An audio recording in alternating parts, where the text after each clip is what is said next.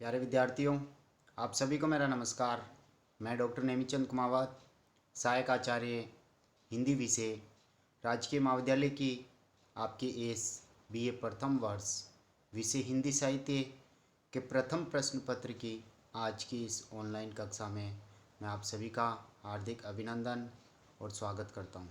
प्यारे विद्यार्थियों, आपका जो ये प्रथम प्रश्न पत्र हैं, जिसके अंक योजना और पाठ्यक्रम को लेकर के प्राय हर ऑनलाइन कक्षा में मैंने आरंभ में चर्चा की थी। अब पाठ्यक्रम और अंक योजना आपको याद हो गई होगी, फिर भी एक बार पुनः मैं बता देता हूँ कि आपका ये प्रश्न पत्र 100 अंकों का होगा, जिसमें 3 व्याख्याएं होगी 10-10 अंकों की और शेष 16-16 अंकों के प्रश्न होंगे और एक प्रश्न काव्यशास्त्र पे केंद्रित होगा 10 अंकों का, जिसमें काव्य दोष, काव्य गुण, शब्द शक्तियाँ, काव्य रीतियाँ और प्रमुख 16 अलंकार आपके पाठ्यक्रम में हैं, जिसको हमने आरंभिक ऑनलाइन कक्षाओं में काफ़ी विस्तार से पढ़ा था। साथ ही मैंने बीच बीच में आपकी जो ये पाठ्यपुस्तक है प्राचीन काव्य, जिसमें कुल 12 अध्याय संकलित हैं। आदिकाल और भक्तिकाल के ये प्रमुख 12 कवि और इनकी कविताओं का संकलन आपकी इस पाठ्यपुस्तक में है। ये प्राचीन काव्य जो पाठ्यपुस्तक है, इसके संपादक डॉक्टर सत्यनारायण शर्मा जी हैं। इस पाठ्यपुस्तक के 11 अध्यायों का हम अध्ययन कर चुके हैं और ये अंतिम अध्याय जो पिछले हाल ही की ऑनलाइन कक्षा से मैंने आरंभ किया था रसखान कवि पे, और इसके पूर्व हमने मीराबाई के 25 दोहों का 25 पदों का विस्तार से अध्ययन किया। उन 25 पदों की विषय वस्तु पर मैंने विस्तार से प्रकाश डालते हुए आपको समझाया और बीच बीच में मैंने 2-3 मॉडल आंसरों पर भी विस्तार से चर्चा की थी। कबीर के ऊपर मैंने मॉडल आंसर आपको लिखवाया, जायसी के ऊपर आप मॉडल आंसर मैंने पढ़ाया आपको, PDF नोट्स आपके व्हाट्सएप ग्रुप पे शेयर किए और ऑनलाइन उस पर मैंने कक्षा ली थी। आज हम रसखान कवि के जो आपकी इस पाठ्यपुस्तक में 10 पद संकलित हैं, 10 सवैये, कवित सवैये जिन्हें हम कह सकते हैं, उनमें से आरंभिक 3 सवैयों का अध्ययन हमने पिछली ऑनलाइन कक्षा में कर लिया है, जिसमें हमने कवि के कर्तृत्व, व्यक्तित्व आदि पर हमने विस्तार से चर्चा की थी कि ये वल्लभाचार्य जी के जो पुत्र है विठलनाथ जी का शिष्यत्व रसखान कवि ने धारण किया था और कृष्ण काव्यधारा की जो सगुण स्वच्छंद काव्यधारा है, एक तरह से ये किसी परिपाटी में बंधे हुए कवि नहीं है। मीराबाई की तरह ही रसखान मुस्लिम होते हुए भी इनमें सांप्रदायिक संकीर्णता के हमें दर्शन नहीं होते हैं और लौकिक और अलौकिक प्रेम रसखान के काव्य का मूल आधार है। और इनकी 3 काव्य कृतियों पर भी हमने चर्चा की थी और इनका काव्य मुक्तक काव्य हैं। सुजान, रसखान, प्रेम वाटिका और दान लीला इनकी 3 प्रामाणिक रचनाएं मानी जाती हैं। साथ ही विश्वनाथ प्रसाद मिश्र जी ने रसखान ग्रंथावली का संपादन किया था और इसी तरह से पंडित विद्यानिवास मिश्र जी ने भी रसखान ग्रंथावली का संपादन किया था, जिस पर हमने काफ़ी विस्तार से पिछली ऑनलाइन कक्षा में चर्चा की थी। रसखान कवि के इन ग्रंथों के अलावा भी कवित, सवैये और दोहे भी हमें उपलब्ध होते हैं और मुख्यतः इनकी जो भाषा है वो ब्रज भाषा है और इनका काव्य कृष्ण भक्ति से जुड़ा हुआ है, जिसमें प्रेम, भक्ति और श्रृंगार तीनों की अजस्र धारा हमें प्रवाहित होते हुए देखने को मिलती है। और रसखान मूलतः रसोद्रेक कवि हैं, यानी रसखान रस की खान हैं। आरंभिक 3 सवैयों का हमने अध्ययन किया था। प्राण वही जू रहे रिजी वापर और बेन वही उनको गुन गाए, और तीसरा जो सवैया है मानुस हो तो वही रसखानी बसो ब्रज गोकुल गाँव के ग्वारन। इन 3 सवैयों का हमने पिछली हाल ही की ऑनलाइन कक्षा में अध्ययन किया था। आज हम आरंभ करने जा रहे हैं चौथे सवैये की ओर। चौथा, पांचवा और छठा, इन 3 सवैयों का अध्ययन हम आज की ऑनलाइन कक्षा में करेंगे और अगली जो ऑनलाइन कक्षा होगी उसमें शेष 4 सवैयों का हम अध्ययन करेंगे। तो आइए आज हम आरंभ करने जा रहे हैं। एक बार आज की ऑनलाइन कक्षा में आपका पुनः स्वागत। देखिए, चौथा सवैया, या लकुटी अरु कामरिया पर राज त्यूपुर को तजी डारो। या लकुटी यानी ये लकड़ी, जिस लाठी के, जिस जंजीर के माध्यम से कृष्ण भगवान गायों को हाँकते हैं, अरु कामरिया पर, और उनका जो अधोवस्त्र हैं, पीला वस्त्र वो धारण करते हैं शरीर पे, कमर पे जो बांधते हैं उसे कामरिया कहा गया है, कमर पे बांधा जाने वाला अधोवस्त्र। तो कृष्ण की जो प्रिय वस्तु है लाठी और पीला वस्त्र, ये दोनों यदि रसखान कवि कह रहे हैं कि ये दोनों यदि मुझे प्राप्त हो जाए, इन्हें दोनों को प्राप्त करने का सौभाग्य मुझे मिल जाए, कृष्ण जो वस्त्र धारण करते हैं, कमर पे जो बांधते हैं वह वस्त्र, और उनकी लाठी जिनके माध्यम से वह गायों को हाँकते हैं, तो मैं आकाश पाताल पृथ्वी लोक इन तीनों प्रकार के लोकों का जो राज्य जिसे प्राप्त हो जाए, जो वैभव और सुख साधन में डूब जाए, तो मैं ये इन तीनों राज्यों को भी उनके ऊपर न्यौछावर कर सकता हूँ। यानी लाठी और कृष्ण के कमर पे बांधे जाने वाला ये वस्त्र, इनका सौभाग्य रसखान कवि को मिल जाए तो वो तीनों लोकों के राज्य को त्यागने के लिए तैयार हैं। तीहूपुर को यानी तीनों नगरों के तजी डारो, इन्हें त्याग दो। इसी तरह से अगली पंक्ति में वो कह रहे हैं, आठों सिद्धि नवो निधि को सुख, यानी आठों प्रकार की सिद्धियाँ, तपस्वी लोग वन प्रदेश में इन आठों प्रकार की सिद्धियाँ और नवो निधियों को प्राप्त करने में अपना जीवन अर्पित कर देते हैं, तब जाकर के ये सिद्धियाँ उन्हें प्राप्त होती है और नौ निधियों का खजाना उन्हें प्राप्त होता है और उनका सुख का आनंद फिर वो प्राप्त करते हैं।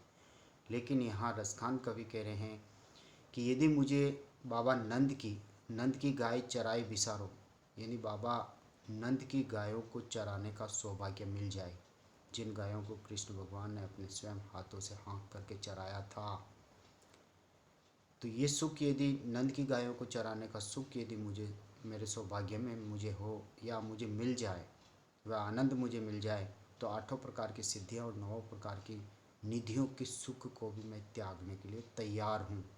तो यहाँ कृष्ण की प्रिय वस्तुएं, उनका सानिध्य जहाँ जहाँ रहा है, उन स्थलों को प्राप्त करने, उनमें जीवन जीने को आतुर रसखान कवि यहाँ आठों प्रकार की सिद्धियों और नौ प्रकार की निधियों के सुखों को त्यागने के लिए तैयार हैं, और कृष्ण की लाठी और उनके वस्त्र पर वो तीनों प्रकार के राज्यों को भी न्योछावर करने के लिए तैयार हैं।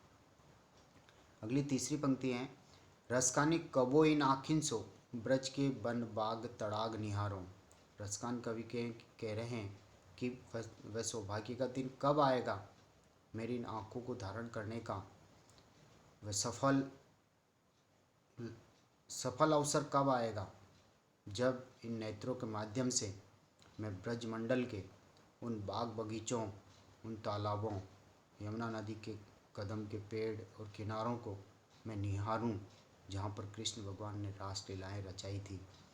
यानी इन आँखों से मैं उन कृष्ण के रासलीला रचाने वाले उन दृश्यों के दर्शन में कब करूँगा, वह समय कब आएगा, कृष्ण रसखान कवि ये कह रहे हैं।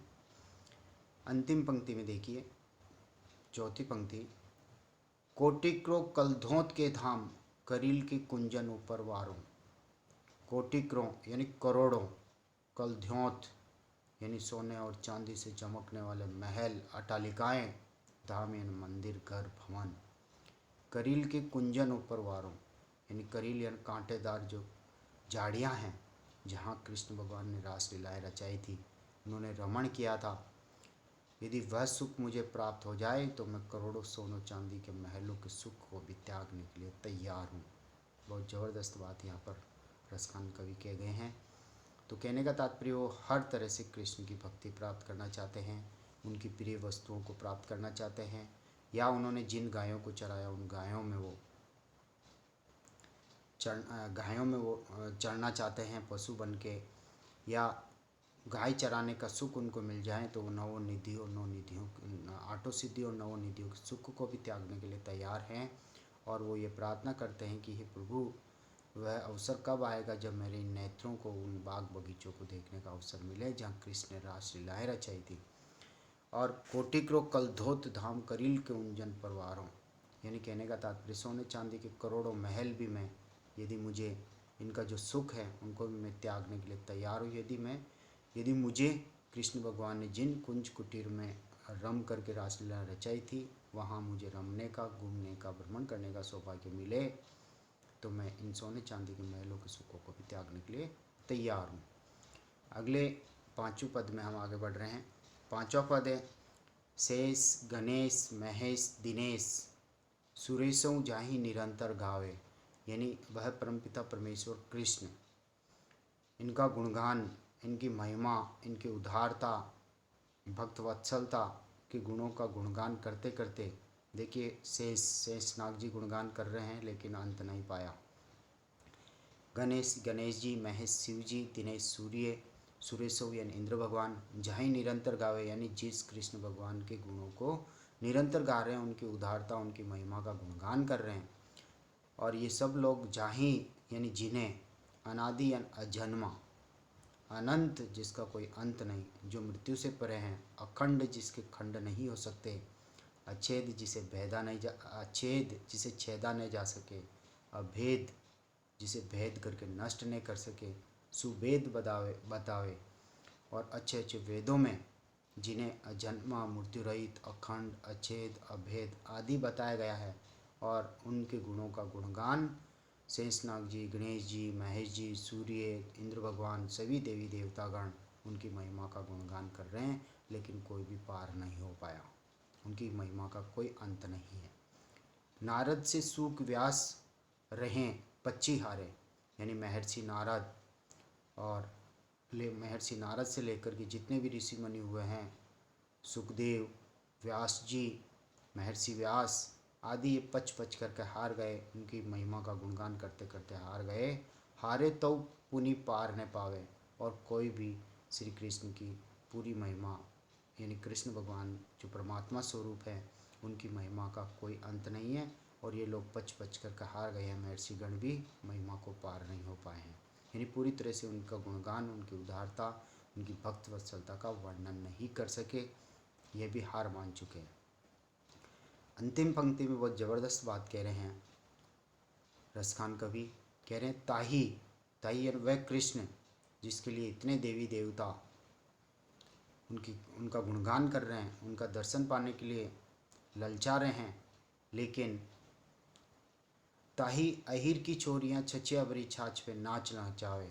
अहिर की छोरियाँ यानी कहने का तात्पर्य गुर्जरों की लड़कियाँ कृष्ण भगवान को रासलीलाओं के दौरान यानी लालच देती है, छछिया भरी छाछ पे यानी चुल्लू भर छाछ के लिए नाच नचाती है। तो कहने का तात्पर्य भगवान कृष्ण जहाँ सहज सुलभ हो रहे हैं उन गुर्जरों की लड़कियों को, तो ये उनका सौभाग्य है। लेकिन ऋषि मुनि और देवी देवतागण उनकी महिमा का गुणगान कर रहे हैं, लेकिन वो उनको दर्शन नहीं दे पाए, और वो सहज ही दर्शन दे रहे हैं उन गुजरियों को छछिया भरी छाछ के लिए, और लालच में आकर के उनको दर्शन दे रहे हैं और उनको सुख पहुँचा रहे हैं। अगले 6ठे पद की ओर हम आगे बढ़ते हैं, और 6ठे पद में भी यही है कि कृष्ण भगवान यूँ ढूंढने से मिलते नहीं हैं, लेकिन जिनको मिलते हैं वो सहज ही मिल जाते हैं। तो यहाँ कृष्ण की महिमा वर्णनातीत हैं, और जिस परमात्मा को ज्ञानी लोग, देवी देवतागण खोजते हैं, ढूंढते हैं वेदों में, पुराणों में, प्राचीन ग्रंथों में, लेकिन वो कहीं नहीं मिलते हैं। तो ब्रह्मा में ढूंढियो, यानी ब्रह्मा जी भी ढूंढे हैं। पुरातन गानन वेद, यानी भगवान स्वयं ब्रह्मा में ढूंढियो, यानी ब्रह्मा जी में ढूंढा, कृष्ण नहीं मिले। पुराणन यानी प्राचीन वेदों में ढूंढा, ऋचाओं में ढूंढा, वेदों की ऋचाओं में। सुनी चौगुन चायन, यानी इन वेदों को, इन ऋचाओं को बड़े चाव से, मन लगा करके, शौक से इनको सुना, लेकिन वह परमात्मा कृष्ण कहीं नहीं मिल पाए। देखियो सुनियो कबू ने कीतु, यानी उनके रहस्य को आज तक कोई नहीं देख पाया, न कोई सुन पाया। कबू ने कीतु, वे कैसे स्वरूप और कैसे सुभयान, यानी किस रूप में है, किस आकार में है, कैसा उनका स्वभाव है, आज तक केवल देखा सुना ही है, लेकिन वह उस रहस्य को कोई पार नहीं हो पाया है। अंतिम 2 लाइन हम देखिए, टेरत हेरत हारी परियो, टेरत हेरत हारी परियो रसखानी बतायो ने लोग लुगायन। रसखान कवि कह रहे हैं कि उस कृष्ण के बारे में, उन परमात्मा के बारे में लगातार सब ज्ञानी लोगों के चेहरे को टकटकी लगा करके देखता रहा, आश्चर्यचकित होकर के कि कोई तो उस परमात्मा के रहस्य को मुझे बता दें कि वह मुझे कहाँ मिलेगा, कहाँ दर्शन देगा। मैं हार गया हूँ। लेकिन किसी ज्ञानी, किसी ऋषि मुनि, किसी देवी देवता ने उस कृष्ण के बारे में नहीं बताया। और लोगों के ब्रज बतायो ने लोग लुगायन, यानी संसार के लोगों से, लुगाइयों से, औरतों से जाकर के भी पूछा, लेकिन कृष्ण के रहस्य के बारे में कहीं भी मुझे पता नहीं चला। और अंततः देखियो दूरो वे कुंज कुटीर में बैठो पलोटत राधिका पायन, और वह कृष्ण जहाँ रमते हैं राधा में, और वह कुंज कुटीरों में जहाँ रासलीलाएँ रचाते हैं। देखियो दूरो दूरो यानी छिपे हुए, गुप्त रूप से, कुंज कुटीर में, एकांत में, अकेले में वह प्रेम के भूखे हैं और राधा से वो प्रेम पाना चाहते हैं और अपना प्रेम राधा को देते हैं। तो कहने का तात्पर्य भगवान प्रेम से मिलते हैं। घनिष्ठ रूप से भक्ति में लीन होकर के उनसे प्रेम किया जाए तो सहज स्वाभाविक रूप से कृष्ण के दर्शन हो सकते हैं। तो देखो दूरो वे कुंज कुटीर में बैठो पलोटत का मतलब है दबाते हुए, पाँव दबाते हुए, राधिका पायन, पायन यानी पाँव, यानी अपनी प्रेमिका राधा के पाँव को दबाते हुए कृष्ण कुंज कुटीर में दिखाई दिए। गुप्त रूप से वहाँ बैठे हुए हैं, इसलिए कहीं भी जाकर के उनको ढूंढो, ज्ञानियों से पूछो, वो भी कृष्ण के बारे में नहीं बता पाए। ऐसे अलौकिक स्वरूप में कृष्ण का यहाँ लौकिक अवतार हुआ और उन्होंने इस तरह की रासलीलाएँ रचाई। सहज स्वाभाविक रूप से वो सभी को दर्शन दे देते हैं, और असहज रूप से यदि उनको कितना ही ढूंढे, खोजे, करें, लेकिन वो दिखाई नहीं देते, न दर्शन देते हैं। तो ये कृष्ण का स्वरूप, उनकी महिमा, उनकी उदारता का यहाँ गुणगान किया गया है। तो प्यारे विद्यार्थियों, आज की इस ऑनलाइन कक्षा को हम यहीं समाप्त करते हैं। हमने पिछली ऑनलाइन कक्षा में 3 पदों का अध्ययन किया था और आज हमने 3 और सवैयों की व्याख्या की है, इसकी विषय वस्तु पर विस्तार से चर्चा की है। शेष 4 पद और शेष हैं। इसके बाद उन चारों पदों को पढ़ने के उपरांत आपके इस प्रथम प्रश्न पत्र का पाठ्यक्रम पूर्ण हो जाएगा, और द्वितीय प्रश्न पत्र का पाठ्यक्रम हमने पहले ही पूर्ण कर लिया है। तो आज की इस ऑनलाइन कक्षा के बाद एक और ऑनलाइन कक्षा होगी। आप सभी से आग्रह है कि कॉलेज के इस यूट्यूब चैनल जिस पर ये वीडियोज अपलोड किए जा रहे हैं, जिन वीडियोज को आप ओपन करके अपनी ऑनलाइन पढ़ाई कर रहे हैं, तो आपसे आग्रह है कि इस कॉलेज की यूट्यूब चैनल को आप सब्सक्राइब जरूर करें और इन वीडियोज़ को लाइक करें। आप सभी को बहुत बहुत धन्यवाद। जय हिंद, जय भारत।